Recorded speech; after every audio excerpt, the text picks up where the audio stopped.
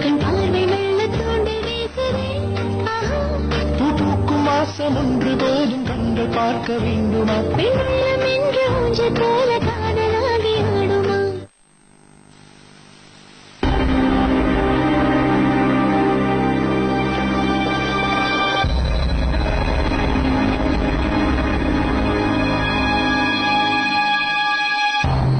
அண்ணா என்ன கரண்ட் தம்பி, இந்த கேட்டல இந்த பையில கொஞ்சம் கொண்டு வரீங்களா? இதோ எடுத்துட்டு வரேன். கொஞ்சம் டைம் வேஸ்ட் பண்ணாம போறீங்களா? இதெல்லாம் அப்புறம் வந்து பண்ணிக்கங்களேன். இதோ உடனே போறேன்.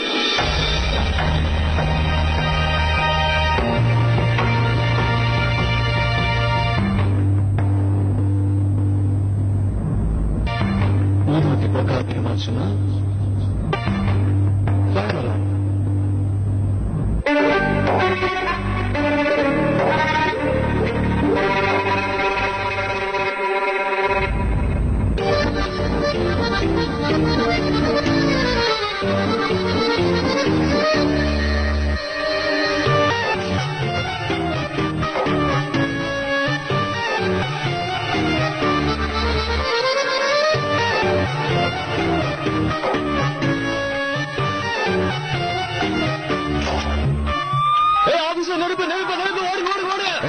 என்னப்பா சொல்ற? ஐயோ புகையுது, நெருப்பு!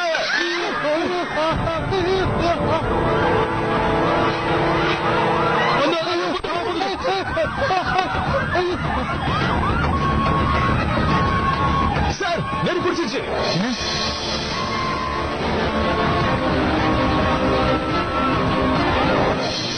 ஓடி பாருங்க. மோகன்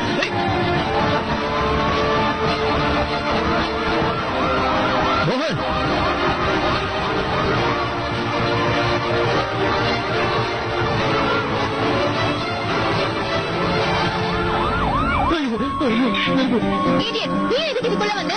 எனக்கு அது வந்து உனக்கு ஒரு பாதுகாப்புக்காக. நீ சொன்ன நானும் இங்க வந்த பாரு. இங்க இருந்தாலும் நம்ம காலியாக வேண்டியதான். ஓடலாம்.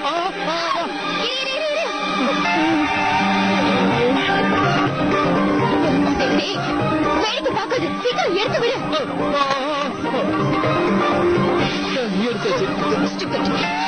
என்ன வேடிக்கை பார்க்கிற? ஓடு.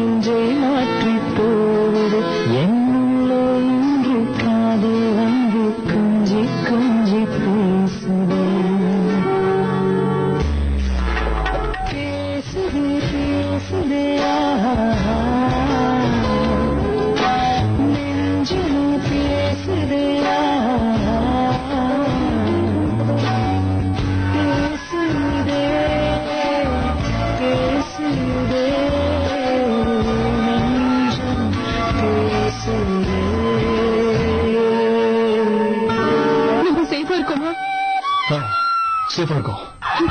என்னங்க இருந்து வெளியே கூட்டிட்டு போய் எனக்கு ரொம்ப பயமா இருக்கு. நான் வீட்டுக்கு போனா என் பசங்க என்ன பண்ணுவாங்க? ஐயோ கடவுளே, எனக்கு பயமா இருக்கு. தயவு செஞ்சு நீங்க இருந்து கூட்டிட்டு போயிடு. கொஞ்சம் எனக்கு பயமா இருக்கு. நான் என் பசங்க அனாதை ஆயிடுவாங்க. பிளீஸ். ஒன்னாவது டென்ஷன் ஆகாது. என்ன நீ ஒன்னாகாதுன்னு சாதனமா சொல்றேன். எல்லாரும் எப்படி பயந்து ஓடுறாங்க பாரு. நான் இப்பவே வீட்டுக்கு போகணும். எனக்கு பயமா இருக்கு. என் பசங்க கால் சொல்லாம மாதிரி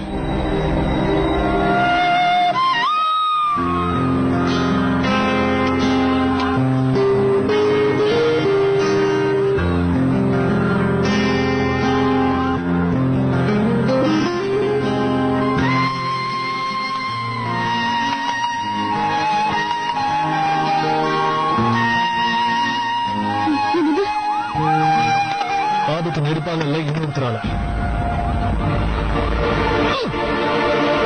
பார்த்து போங்க. என்னாச்சுன்னு கொஞ்சம் சொல்லுங்க. ஒரு நிமிஷம் இல்ல, உன் பாஸ் கேட்கற என்னாச்சுன்னு சொல்லு. ஐயோ பேசுறதுக்கெல்லாம் நேரம் இல்ல, முதல்ல இங்க ஓடுங்க ஓடுங்க சார்.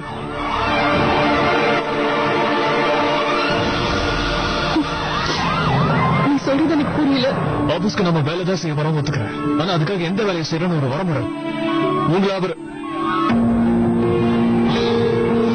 நான் இப்ப பிரவீன் சாரை பத்தி சொல்லிட்டு இருக்கேன். நீங்க இதுக்கு இவ்வளவு வேலையா அவருக்காக பண்றீங்க? ஐ மீன் அவர் உங்களுக்கு சொல்ற எல்லா வேலையுமே நீங்க செய்யணும்னு அவசியம் கிடையாது. எனக்கு முடியாத நீங்க சொல்லலாம். நீங்க அவருக்கு நோ சொல்றதுக்கு முதல்ல கத்துக்கணும்.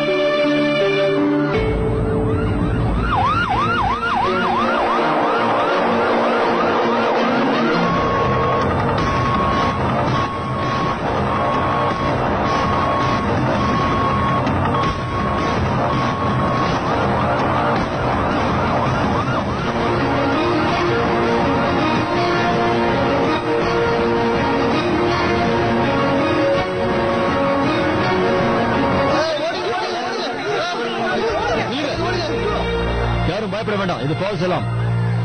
போங்க போய் அவங்க வேலையை பாருங்க. எனக்கு என்ன பார்த்தா வயிற்றுச்சலா இருக்கு, நேரடியா சொல்ல வேண்டியதானே?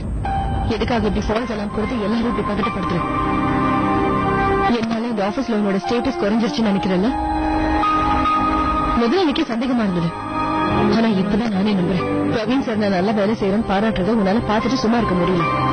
நீங்க நான் சொல்ல வரத புரிஞ்சுக்காம எது பேசுறீங்க மிஸ்ஸஸ் அம்மா? இதுக்கு வேற என்ன காரணம் இருக்க முடியும்? உன் மனசுல இருக்கிறது என்னன்னு எனக்கு நல்லா புரிஞ்சு போச்சு. அன்னைக்கு சாப்பிடும் போது இப்படி பண்ண, கார்ல வரதுக்காக இப்படி பண்ண, இன்னைக்கு மறுபடியும் இப்படி பண்ணிருக்கேன். ஒவ்வொரு தடவையும் பிரவீன் சார் எனக்கு உன்னை விட அதிகமா இம்பார்ட்டன்ஸ் தரணும் உன்னால பொறுத்துக்க முடியல. அதான் ஒவ்வொரு தடவையும் ஏதாவது பிரச்சனை பண்றேன். நீ இவ்வளவு இன்செக்யூர்டா ஃபீல் பண்ணு நான் எதிர்பார்க்கவே இல்லை.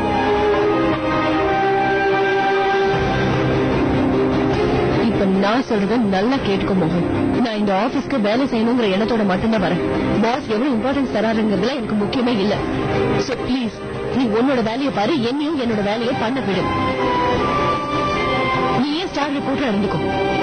உன்னை கையெழுத்து கொண்டு கேட்டுக்கிறேன். நான் உன் இடத்துக்கு வரணும் என்னைக்கும் நினைச்சதே இல்ல. நான் இங்க வரதுக்கு ஒரே காரணம் என்னோட குழந்தைங்க மட்டும்தான். நான் சொல்றது எனக்கு புரியுதா? ஒரு நிமிஷம். என்னை பத்தி புரிஞ்சுக்காம தப்பா பேசுறதுக்கு உங்களுக்கு எந்த உரிமையும் கிடையாது. உங்க மேல நான் எதுக்கு பொறாம பண்ணோம்? நான் எதுக்கு உங்களுக்கு ஹெல்ப் பண்றேன்னா,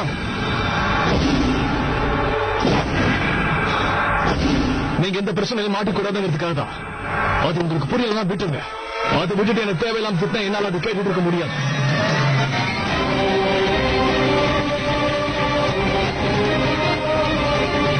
என்ன மோசமானவங்க நினைச்சிட்டு இருக்கீங்கன்னு எனக்கு தெரியும். நான் ஒண்ணு அவ்வளவு கெட்ட மாதிரி.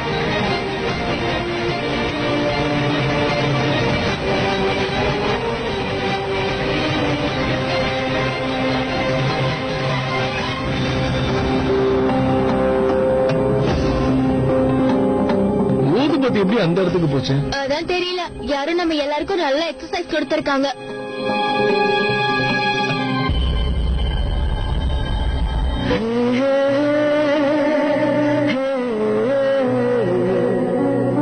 ஒரே ஒரு விஷயம் சொல்றேன், நிஜமாவே இங்க நெருப்பு பிடிச்சிருந்ததுன்னா எல்லாரையும் காப்பாத்தினதுக்கு அவங்களுக்கு மெடல் கொடுத்திருப்பாங்க. என்ன சந்தேகம்? எங்க மோகன் சார் எவ்வளவு நல்லது தெரியுமா? தன்னை பத்தி யோசிக்கிறத விட மற்றவங்களை பத்தி தான் யோசிப்பாரு. என்ன சரிதானே?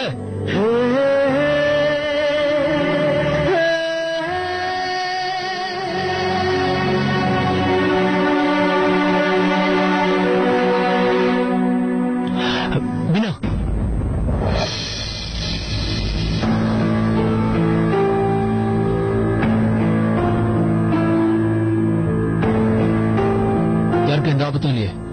எல்லாரும் நல்லாதான் இருக்கும் சார்.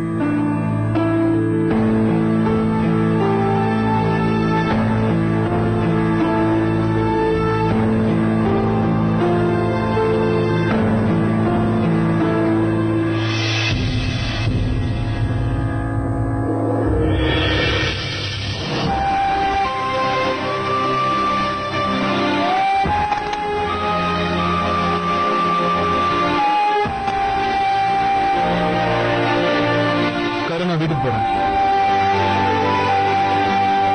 மீதி வேலையை நீ பாத்துக்கோ. என்ன திடீர்னு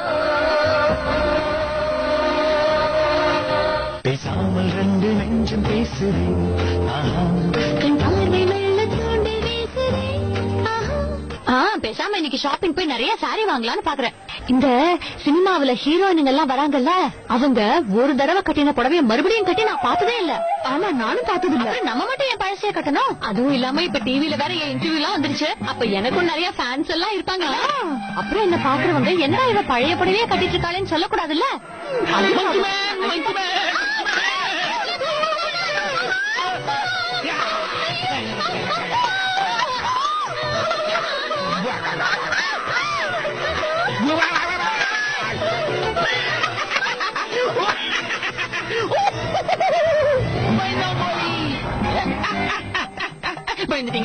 பயந்துட்டீங்களா? கேபிள் டிவி இன்டர்வியூல பெருசா வாயெல்லாம் விட்டீங்க. அந்த மங்கி மேன நான் இப்படி அடிச்சேன் அப்படி அடிச்சேன்னு இப்ப பேரை சொன்ன உடனே அப்படியே போய் ஒளிஞ்சுக்கிட்டீங்களே. நான் ஒண்ணு பயந்தெல்லாம் ஓடி போய் ஒளிஞ்சுக்கல, புரிஞ்சுதா? நான் மட்டும் ஓடி போய் ஒளிஞ்சுக்கலன்னா அப்புறம் அந்த மங்கி மேன் என்ன பார்த்துட்டு அவன் ஓடி போய் ஒளிஞ்சிடுவான்ல. இந்த மாதிரி விஷயத்துல எல்லாம் மூளையை யூஸ் பண்ணணும். அதான் உனக்கு இல்லையே. ஒரு தடவை அடிச்சு கட்டினவளுக்கு மறுபடியும் துரத்துறதுக்கு எவ்வளவு நேரம் ஆகும்? நான் ஒண்ணு இழிச்ச வயம் இல்ல. அப்புறம் எப்படி மங்கி மேன் உங்க கேமரா வச்சுக்கிட்டு போனா? அப்ப உங்களுக்கு தைரியம் இருந்திருந்தா குரங்க இப்படி போட்டோ புடிச்சு வச்சிருக்கலாம்ல.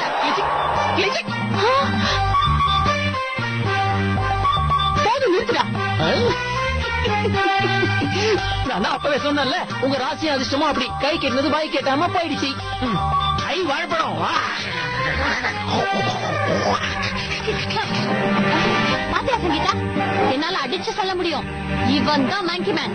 இவன் தான் வேணும்னு என் கேமராவை திருடிட்டு போயிட்டான். ஆமா, பார்க்கவே மங்கி மாதிரி தான் இருக்கான். இதுல என்ன மங்கின்னு சொல்லிட்டு போறான்.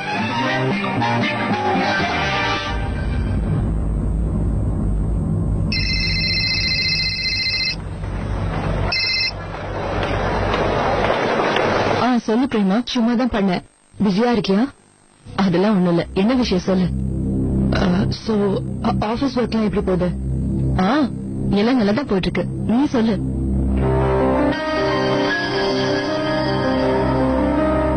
என்ன விஷயம் பிரேமா? ஏதாவது ப்ராப்ளமா? எனக்கும் பிரவீனுக்கும் கொஞ்ச நாளாவே சரியான அண்டர்ஸ்டாண்டிங் இல்ல மீனா. முன்னெல்லாம் நான் அடிக்கடி அவர் சர்ப்ரைஸ் பண்ணுவேன். அது அவரும் என்ஜாய் பண்ணுவாரு. ஆனா இப்ப கொஞ்ச நாளாவே ஆபீஸ் ஒர்க்னு சொல்லி எப்பவும் பிஸியாவே இருக்காரு. என்னை பத்தியும் பசங்களை பத்தியும் நினைக்கிறதுக்கு அவருக்கு டைமே கிடையாது. பாவம், அவரும் ஒர்க் ஸ்ட்ரெஸ் தான். ஆனா என் நிலைமை நினைச்சுட்டாரு. வீட்டையும் பசங்களையும் பாக்குறத தவிர நான் வேற என்ன பண்றேன்? காலையில இருந்து வீட்டு வேலையே சரியா இருக்கு. ஈவினிங் பிரவீன் வந்ததும் அவர்கிட்ட கொஞ்சம் பேசினாதான் எனக்கு மனசே சரியாகும். ஆனா இப்பெல்லாம் அவருக்கு என் கூட பேசுறதுக்கு கூட பிடிக்கலன்ற மாதிரி தோணுது. அதான் கோவமா வருது. சுத்தமா பிடிக்கவே இல்லை மீனா. நானும் அவர் மேல கோவமா இருக்கேனா, அதனால நாங்க சரியா பேசிக்கிறது இல்ல. சோ ப்ளீஸ் நீதான் அவர் ஆபீஸ்ல கொஞ்சம் பாத்துக்கணும். வேலைன்னு வந்துட்டா அவர் எதையும் பார்க்கவே மாட்டாரு. அதே மாதிரி நான் உன்கிட்ட போன் பண்ணி பேசினது அவருக்கு தெரிய வேண்டாம் மீனா. நீ வீணா கவலைப்படாத போவா. ஓகேவா? சரி, ஓகே, பாய்.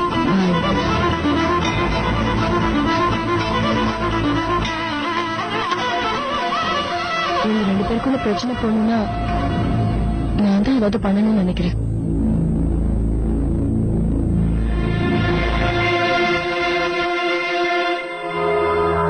எப்படியாவது மீனா கிட்ட அப்ரோச் பண்ணலான்னு பார்த்தா இதாவது தொடங்கி வருது. எப்ப பாரு பிரச்சனை இருக்கு.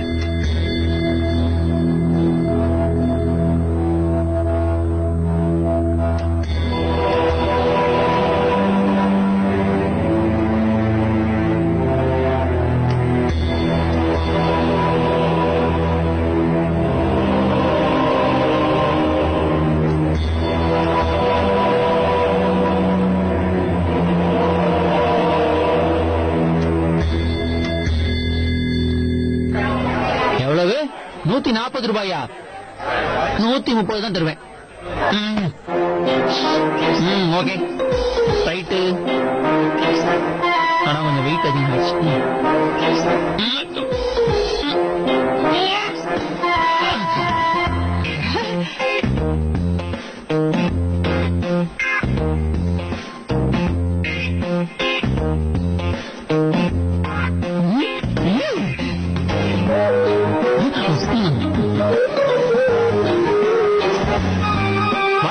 ஆபீஸ்ல இருந்து ரொம்ப சீக்கிரமாவே வந்துட்டீங்க.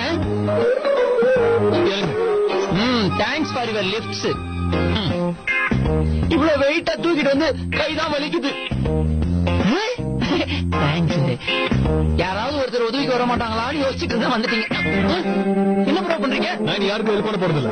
பண்ண மாட்டீங்களா? But why? இந்த மாதிரி ஹெல்ப் பண்றவங்கள தான் எல்லாரும் கூப்பிட்டு திட்டுறாங்க. ஆனா எங்க அப்பா வாங்காத திட்டாங்க. அம்மாவுக்கு ஒரு நாள் உடம்பு சரியாம போயிடுச்சு. அப்பா என்ன பண்ணாரு? அம்மாவை சர்ப்ரைஸ் பண்ணலாம்னு சமையல் பண்ணாரு. ஆனா எங்க அப்பா சமைச்சதை சாப்பிட்டு என் வயிறு பிச்சுக்கிச்சு ப்ரோ. என் வயிறு கலகல கூட நின்றுச்சு. ஆனா எங்க அம்மா எங்க அப்பாவை திட்டத்தை நிறுத்தவே இல்லை. அதுக்கப்புறம் உங்க அப்பா என்ன பண்ணாரு? என்ன பண்ணாரா? உடனே ஒரு சபதம் எடுத்தாரு. இன்னையில இருந்து நான் யாருக்கும் உதவியே பண்ண மாட்டான்னு சொல்லிட்டாரு. உங்கள மாதிரியே. அப்படியா? இப்ப நான் சத்தியம் மட்டும் தான் பண்ணல, இப்ப பண்ணிடுறேன். இதுக்கப்புறம் எதுக்காக யாருக்கும் ஹெல்ப் பண்ண மாட்டேன். இதை எழுதி வச்சுக்கோ. ஹலோ ஹலோ ப்ரோ, கோவமா பேசுறீங்க? முழு கதையும் கேட்டுட்டு போங்க ப்ரோ. முத நாள் அவருடைய கையால அடிச்சு சத்தியம் பண்ண எங்க அப்பா அடுத்த நாள் சத்தியத்தை கைவிட்டாரு. அதுதான் மகனே உண்மையான காதல். பேசாமல் ரெண்டு நெஞ்சம் பேசுறேன்.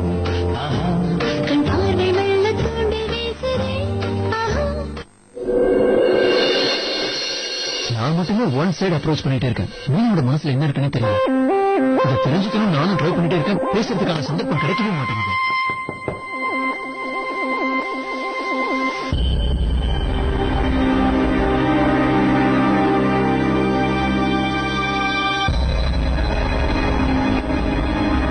மீனா, வா உள்ள வா.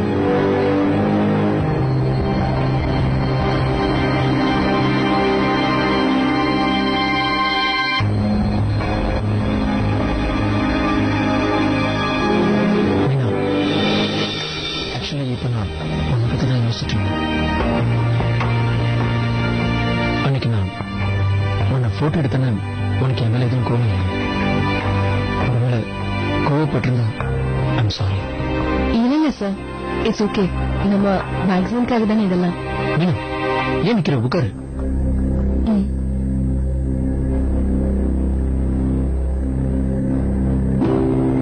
மீனா,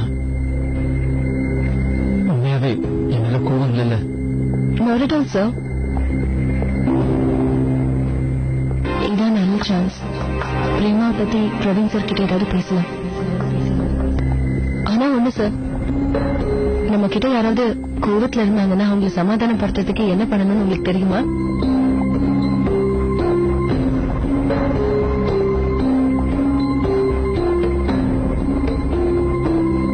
நீங்க சொல்ல. கிஃப்ட்ஸ். லேடிஸ்க்கு கிஃப்ட்ஸ் கொடுத்தா அவங்களுக்கு ரொம்ப பிடிக்கும். அதே மாதிரி அவங்க யாராவது சர்ப்ரைஸ் பண்ணாலும் அவங்க ரொம்ப சந்தோஷப்படுவாங்க.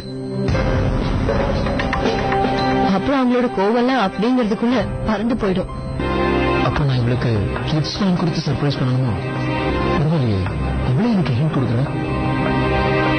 அப்ப இவளுக்கும் இதுல சம்மதமா?